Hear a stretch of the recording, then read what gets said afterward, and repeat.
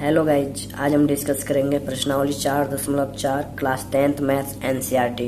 Question में ये बोल रहा, निम्न द्विघात समीकरणों के मूलों की प्रकृति ज्ञात कीजिए। यानी आपको जो एक द्विघात समीकरण मिलेगा उनके मूलों की प्रकृति ज्ञात करना। और मूलों की प्रकृति ज्ञात करने के लिए हमें क्या पता होना चाहिए? डी का मतलब हो गया विविधकर, और डी का मान क्या होता है? b² - 4ac। और इसके 3 कंडीशन होते हैं। पहला कंडीशन होता है डी का मान 0 आ जाए या फिर डी का मान प्लस में आ जाए। तो इस दोनों कंडीशन में जो द्विघात समीकरण का मूल होता है वो वास्तविक होता है। ये वास्तविक होगा आपका, और इसका अस्तित्व होता है। यदि डी का मान वहीं पर अगर माइनस में आ जाए तो ये वास्तविक नहीं होते हैं और इसका कोई भी अस्तित्व संभव नहीं है। तो क्वेश्चन में पहले यही ज्ञात करना है, मूलों की प्रकृति ज्ञात करनी है। और फिर यदि बोला है कि मूलों का अस्तित्व हो तो उन्हें ज्ञात कीजिए। यानी डी का मान यदि 0 आ गया या प्लस आ गया तो आपको x का मान भी ज्ञात करना है। आइए देखते हैं क्वेश्चन क्या दिया हुआ। पहला क्वेश्चन आपका दिया हुआ है 2x² - 3x 2x² - 3x + 5 = 0। तो सबसे पहला जो स्टेप होता है सॉल्यूशन, और सॉल्यूशन का जो पहला स्टेप होता है क्वेश्चन को नोट करना। तो क्वेश्चन हो गया आपका 2x² - 3x + 5 = 0। ठीक, अब हमें क्या करना है? सबसे पहले इसमें 2 काम करना। तो पहला जो काम है मूलों की प्रकृति ज्ञात करना है, और मूलों की प्रकृति ज्ञात करने के लिए डी का मान ज्ञात करना है। और डी का मान ज्ञात करने के लिए हम क्या करेंगे? डी का फॉर्मूला रखेंगे, और डी का मान क्या होता है? b² - 4ac होता है। यानी जिसको हिंदी में विविधकर बोलते हैं, और डी से इसको डिनोट करते हैं।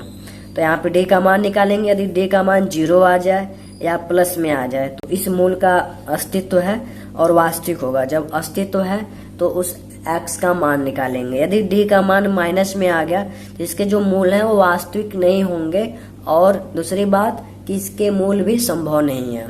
तो इसको सॉल्व करते हैं। अब लिखेंगे कि तुलना। अब यहाँ पे क्या करेंगे? अब इस समीकरण की तुलना हम ax² + bx + c से करेंगे। अब आपके मन में आ रहा होगा कि हम इसकी तुलना इससे क्यों कर रहे हैं। तो विविधकर निकालने के लिए हमें तुलना करना है। तो यहाँ पे a का मान क्या हो जाएगा? देखिए x² से पहले a है, तो यहाँ भी x² से पहले 2 है, तो a का मान 2 हो गया। और यहाँ पे x के पहले b है, और यहाँ पे x से पहले क्या है? -3 है, तो b का मान -3 हो गया। और कांस्टेंट यानी c का मान 5 हो गया, तो 5 हो गया। ठीक, और यहाँ पे लिखेंगे सिंस d = b² - 4ac। तो आपको याद करना है, बिल्कुल नहीं याद है तो फिर मूलों की प्रकृति निकालना मुश्किल हो जाएगा। तो अब यहाँ पे क्या करेंगे? हम यहाँ पे d को ऐसे ही रहने देंगे। अब b² का मान क्या है? -3, तो -3 का हमने क्या कर दिया? स्क्वायर कर दिया। -4 × a का मान 2 हो गया, और c का मान 5 हो गया। तो यहाँ से d का मान क्या हो जाएगा? 9 हो जाएगा। देखिए जब माइनस का स्क्वायर करते हैं तो माइनस गुणे माइनस प्लस हो जाता है, यानी माइनस गुणे माइनस क्या हो गया? प्लस हो गया।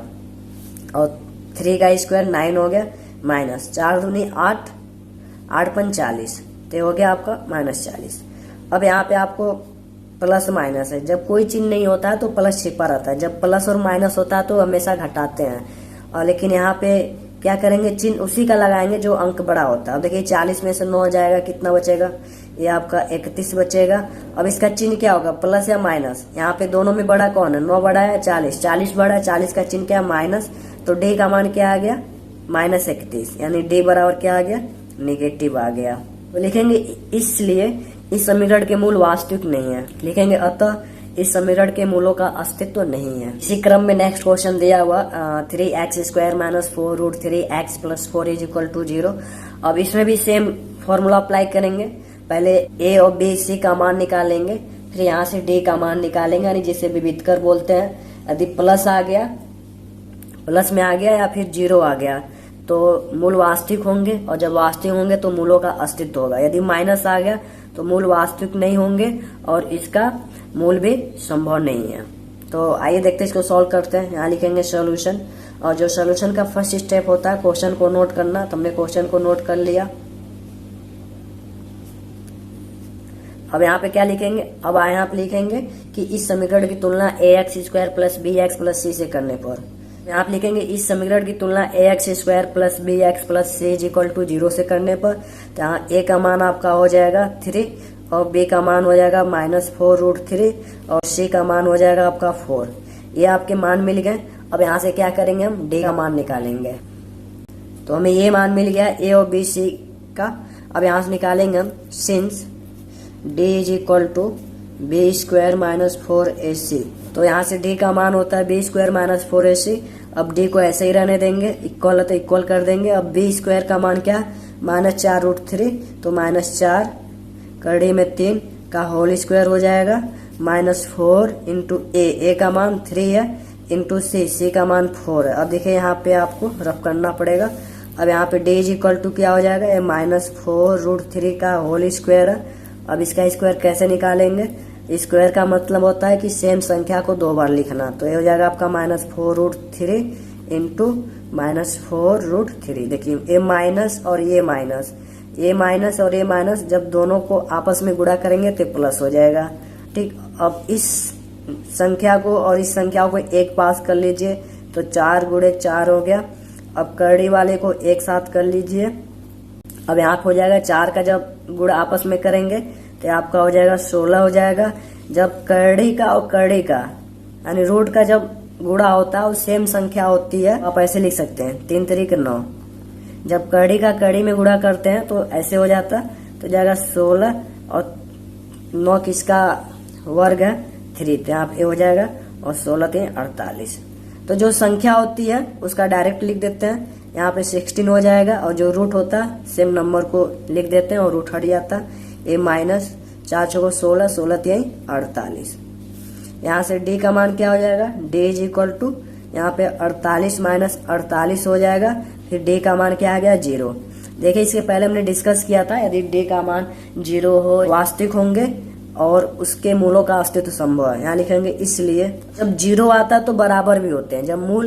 जब d का मान 0 आ जाता है तो मूल जो होते हैं बराबर भी होते हैं। तो यहाँ लिखेंगे इसके मूल वास्तविक व बराबर होंगे।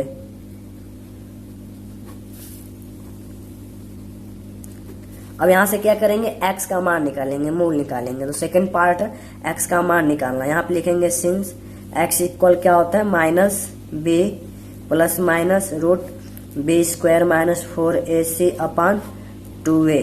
यहाँ से इसलिए x इक्वल क्या हो जाएगा -b का मान यहाँ पे क्या है, यहाँ पे देखिए b हमने क्या निकाला था -4√3। तो हो जाएगा आपका -4√3 प्लस माइनस। ठीक, अब यहाँ पे देखिए बी स्क्वायर माइनस 4ac, इसका मान हम पहले निकाल चुके हैं। इसका मान कितना आया, 0 आया। तो यहाँ पे लिखेंगे 0 और यहाँ पे हो जाएगा 2 इंटू ए का मान 1। यदि आप बी स्क्वायर माइनस 4ac का मान निकालना चाहते हैं तो b का मान रखिए, फिर 4 इंटू ए का मान रखिए, फिर सी का मान रखिए। तो यहाँ पे आपका मान निकल जाएगा। क्योंकि हमने बी स्क्वायर माइनस 4ac अभी पहले जस्ट निकाला, यहाँ पे बी स्क्वायर माइनस 4ac और इसका मान 0 आ गया। तो हम क्या कर सकते हैं, यहाँ पे डायरेक्ट 0 रख सकते हैं। तो ये हो जाएगा आपका x इक्वल क्या हो जाएगा, ए माइनस माइनस क्या हो जाएगा, प्लस हो जाएगा 4√3 प्लस माइनस ये 0 है तो 0 जब आएगा तो 0 बचेगा अपान 2 हो जाएगा। तो x का मान क्या हो जाएगा, अब ये वाली वैल्यू 0 हो जाएगी तो हो जाएगा 4√3 अपान 2।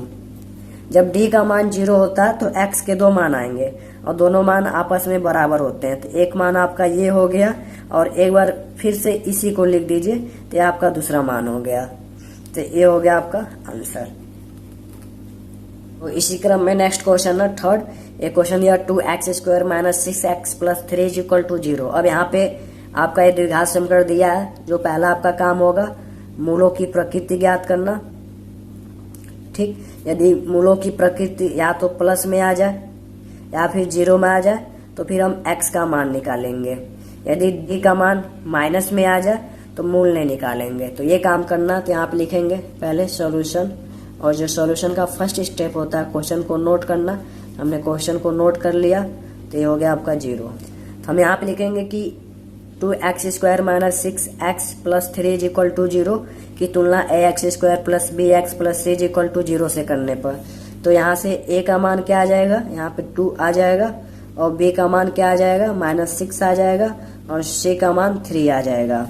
अब यहाँ से क्या करेंगे, डी इक्वल क्या होता है, सिंस यानी चूंकि डी बराबर b² - 4ac।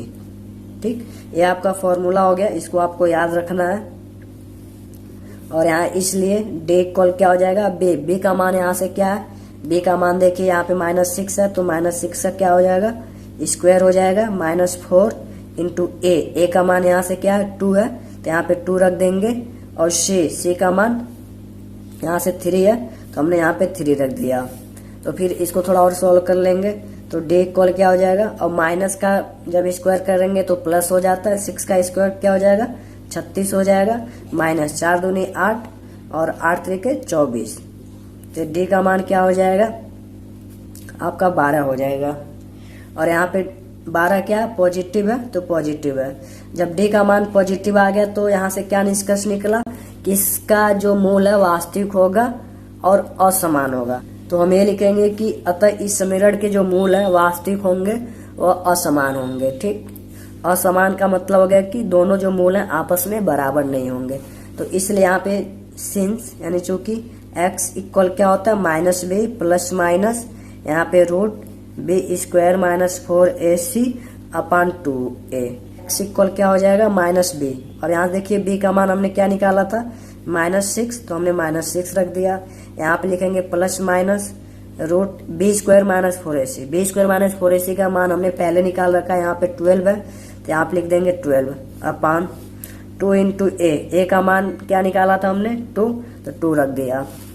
तो फिर x इक्वल क्या हो जाएगा, ए माइनस माइनस क्या हो जाएगा, प्लस हो जाएगा, 6 हो जाएगा, फिर प्लस माइनस। अब देखिए 12 को क्या लिख सकते हैं, 4 इंटू 3 अपॉन 2 दूनी 4 हो गई। तो यहाँ से x बराबर क्या हो जाएगा, 6 प्लस माइनस, जब 4 है 4 को 2 लिख सकते हैं क्योंकि जो 2 का स्क्वायर होता 4 होता, और कड़ी में 3 अपॉन 4। अब यहाँ से क्या होगा, अब यहाँ से क्या कर सकते हैं, 2 कॉमन है तो 2 कॉमन ले लेंगे। तो x बराबर क्या हो जाएगा, हमने 2 कॉमन लिया, तो जब 2 से कॉमन का मतलब भाग दे दिया, यहाँ पे 3 बचेगा, प्लस माइनस जब 2 को 2 से भाग देंगे तो 1 बचेगा। जब 1 का गुणा कड़ी 3 के साथ करेंगे तो क्या बचेगा, सिर्फ कड़ी 3 बचेगा अपॉन 4। ठीक, अब यहाँ पे 2 1 कम 2, 2 दूनी 4, तो यहाँ से क्या हो गया, यहाँ से हो गया आपका 3 प्लस माइनस कड़ी में 3/2। अब देखिए यहाँ पे x के 2 अलग अलग मान ज्ञात होंगे, जब एक बार प्लस लेंगे और एक बार जब माइनस लेंगे। तो यहाँ लिखेंगे प्लस चिन्ह लेने पर,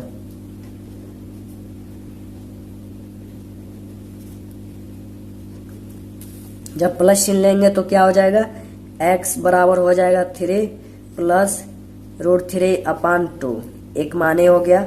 अब जब माइनस चिन्ह लेंगे, जब माइनस चिन्ह लेंगे तो x का मान क्या आ जाएगा, x बराबर 3 माइनस कड़ी में 3/2। यहाँ पे x का मान क्या क्या निकल गया, यहाँ लिखेंगे अतः x बराबर 3 प्लस कड़ी में 3/2, और यहाँ पे हो जाएगा 3 माइनस कड़ी में 3/2। ये आपके 2 अलग अलग मान निकल गए। ये हो गया आपका आंसर।